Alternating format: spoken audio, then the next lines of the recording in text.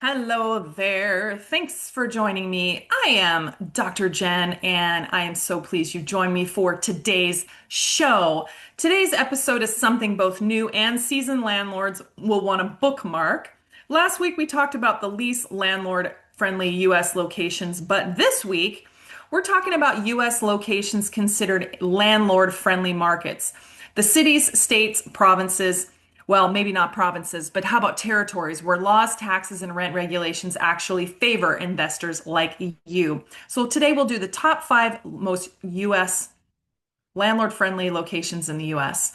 If you've ever struggled with high property taxes, strict rent control, or glacially slow eviction processes, this one's going to be eye-opening.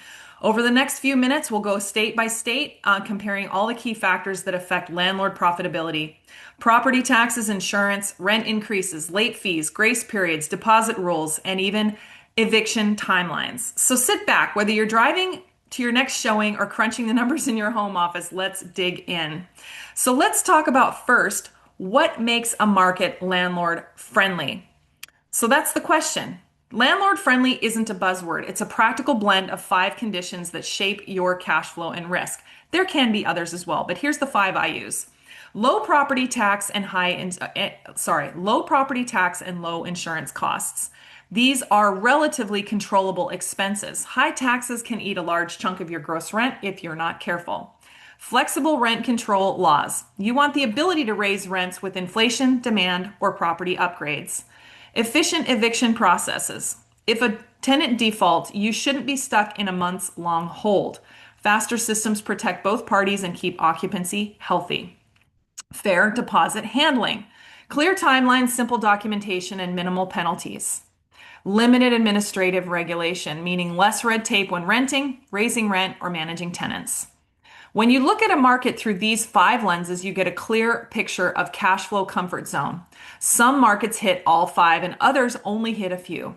But the magic is in the balance and how predictable your income is. It's all about the grief to dollars ratio. That's a Dr. Jen term for sure. Grief to dollars ratio. But next, the big pressure points you'll hear about in the field, including rent control and caps. Fewer statewide rent caps generally means more predictable cash flow because rents can respond to inflation and demand rather than being artificially constrained by rent control. Local ordinances can still exist, but the absence of a broad statewide cap is often a good sign for steady rent growth. In our notes, states that with limited statewide caps tend to offer more predictability, though you should always check with local rules before you buy, even after this episode. Eviction speed and tenant protections. Efficient eviction frameworks matter. If a tenant defaults, you want a process that's fair but timely. The states with most often cited as landlord friendly tend to balance prompt action with reasonable protection for tenants, keeping occupancy steady without dragging on disputes. Fees, deposits, and deposit return windows. Most states have standard security deposit norms and clear timelines for returning deposits after a tenancy ends.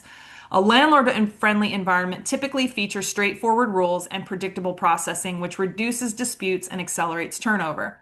Remember, the biggest cost to a landlord is when a unit turns over. So the faster you can do that, the better. Licensing and inspections. The lighter the regulatory load, the lighter the regulatory load, the lower ongoing overhead. States highlighted as landlord friendly usually have fewer blanket licensing requirements for typical single and multifamily properties, which translate to lower ongoing compliance costs. Property taxes and insurance vary by county. So even within a landlord friendly state, a quiet county with moderate property values can tilt economics. The upside from strong rent demand often offsets higher costs, but always do local due diligence on county assessments for your property taxes. Access to tenant qualification items. Public online records checks and pre-made forms are common. Most major markets provide standard forms and background check processes, though costs and procedures differ by vendor and locality. Streamlined pre-screening speeds up onboarding and reduces vacancy timeline. But you can also, if you want to have the best results, you can pay someone to do it. I always double check them though. That's me. Okay, so I've got an illustration here. Planning a portfolio in landlord a friendly market. You start with a core engine room market, such as a Texas metro, to maximize cash flow through high occupancy and regulation. Add complementary markets with similar profiles like Georgia or Florida to diversify risk while preserving landlord-friendly operating environment. Then you build a framework for evaluating each property, focusing on mortgage terms, projected rent, property taxes, and insurance, maintenance, HOA costs, if anything, licensing and inspection costs. Further, using standardized leases and pre-screening forms to reduce onboarding time to stay compliant with local laws and fair housing rules is a must. So, predictability is king as a landlord. When rent controls are flexible, eviction is swift, deposits are predictable, and licensing is light, you can forecast income with more confidence. Costs matter as levers. Lower property taxes and insurance reduce your operating leverage, making higher occupancy and steady rents more valuable. Compliance is a speed bump, not a brake. Clear processes and standardized forms speed up onboarding and reduce disputes, keeping tenants in place and vacancies down. So a quick practical blueprint for evaluating a new market, especially if you're looking for landlord-friendly locations. Step one, check statewide policy signals. Is there a broad rent cap? If not, proceed to the next steps with optimism about rent growth potential. Step two, research eviction timelines and tenant protections. Look for a balance that lets you recover occupancy quickly without overburdening tenants. Three, review deposit rules and return windows. Favor markets with a simple business-like norm. Step four, access licensing and inspection requirements. Few mandates usually mean lower overhead. Step five, compare property tax and insurance ranges county by county using local assessments to forecast cash flow accurately. Step six, confirm access to standard tenancy qualification tools. Ensure you can run quick, compliant checks.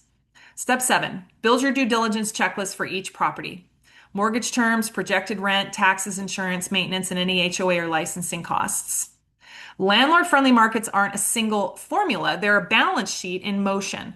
The trick is to identify a place where costs are predictable and regulation is manageable, and the rent potentially aligns with your financing.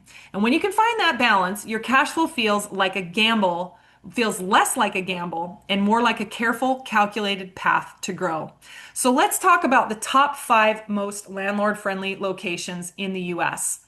So unsurprising, top of the list, Texas, the Lone Star Advantage. Now, if you want to know more about this, I did do a location-specific episode in episode 128. I did a deep dive. So if you want to know more details about Texas, jump over there. But let's sum it up here. Texas consistently ranks near the top for investor flexibility. A quick snapshot. Property taxes sit about 1.6%. Now that's higher than average, but the absence of a state income tax softens the overall tax burden for investors. Insurance costs still run moderate to slightly high, with weather events bumping rates. Still, costs remain manageable given strong market demand. Rent control? None. Landlords can raise rent with proper notice, making easy to adjust for inflation and renovations.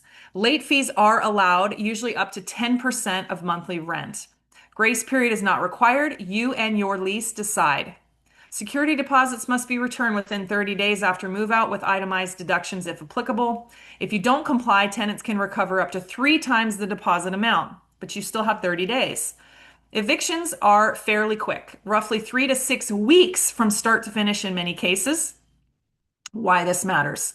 The absence of statewide rent control means you can adjust rents in line with market conditions, which helps preserve cash flow during inflation or renovation cycles.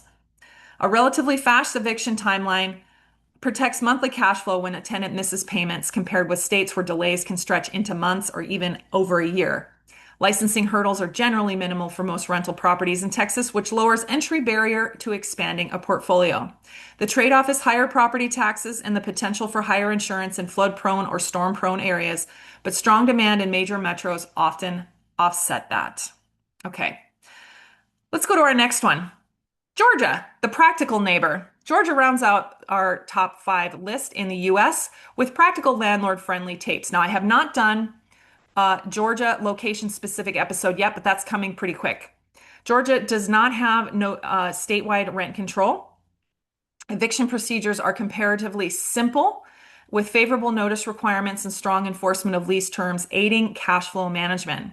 Insurance costs and property taxes vary by locale, but workable in many parts of the state.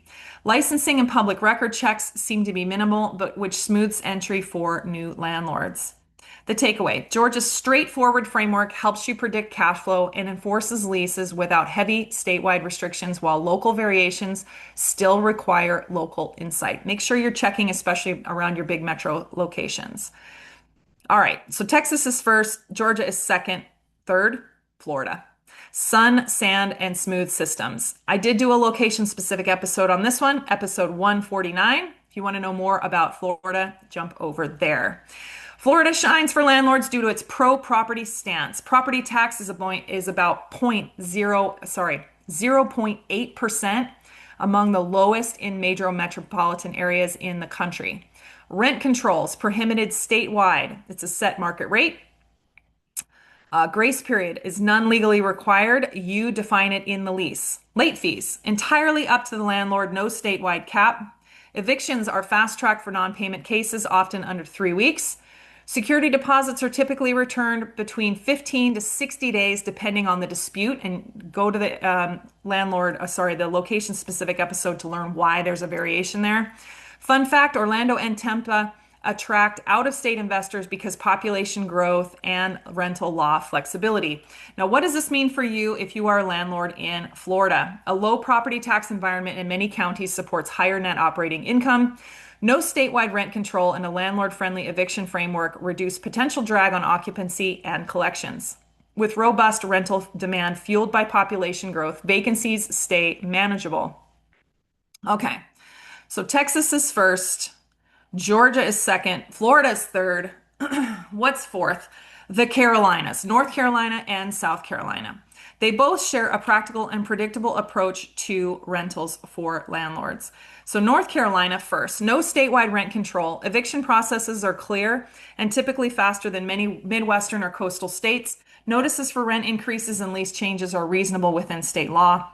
Insurance and property taxes are vary regionally, but tend to be predictable for investors. Local jurisdictions can vary, so stay attuned to metro specifics. That's North Carolina.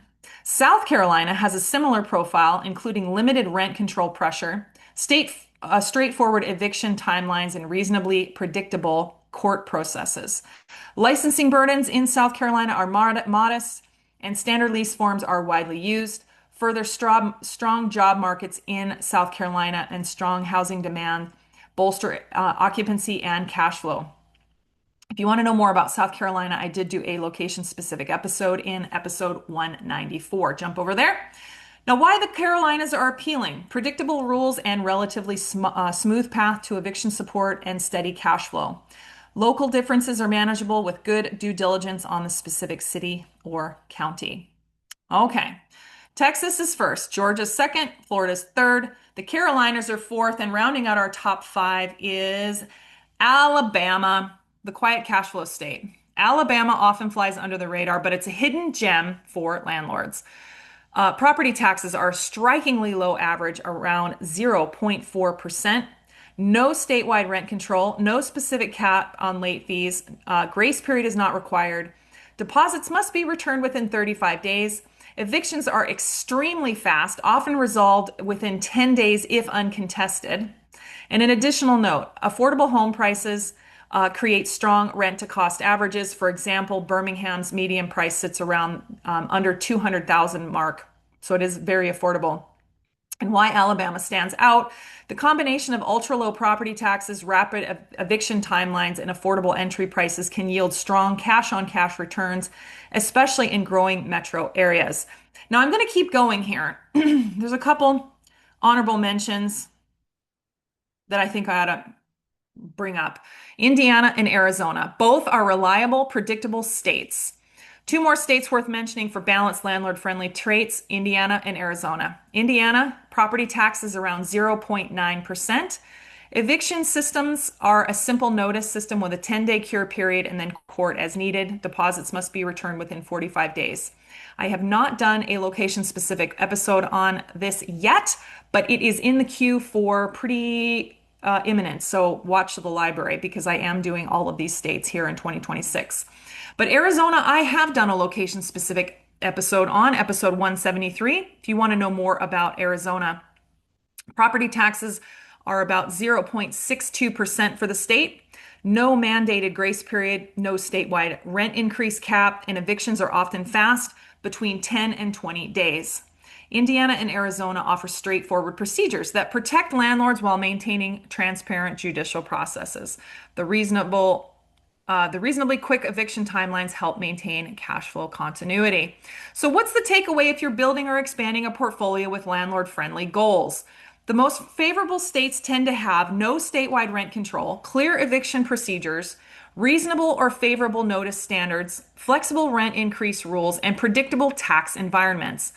Local conditions matter, however. Even with these top states, big city counties and municipalities can vary significantly, especially around licensing, inspection regimes, and court efficiency.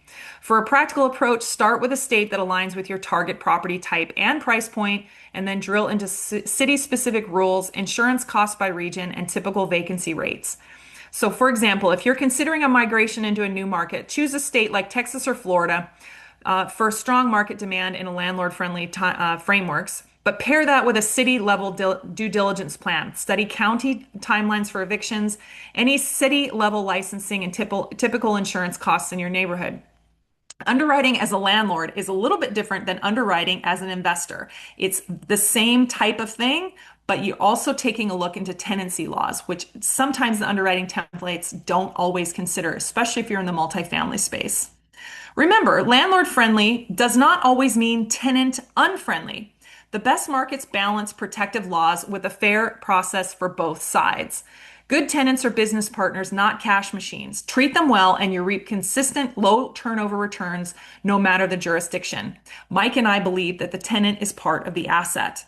Thanks for listening. And if you found this episode helpful, consider sharing it with another landlord, another tenant, another investor, or leaving a comment or a review. We're recording this episode today in San Antonio, Texas. Why? Because real estate takes you places. Where do you want real estate to take you? Join me next week for episode 212 for the last part of our 4-part series on the most and least landlord-friendly locations in North America. In our last series, I will delve into the top 5 most landlord-friendly Canadian provinces and territories. I'll see you there.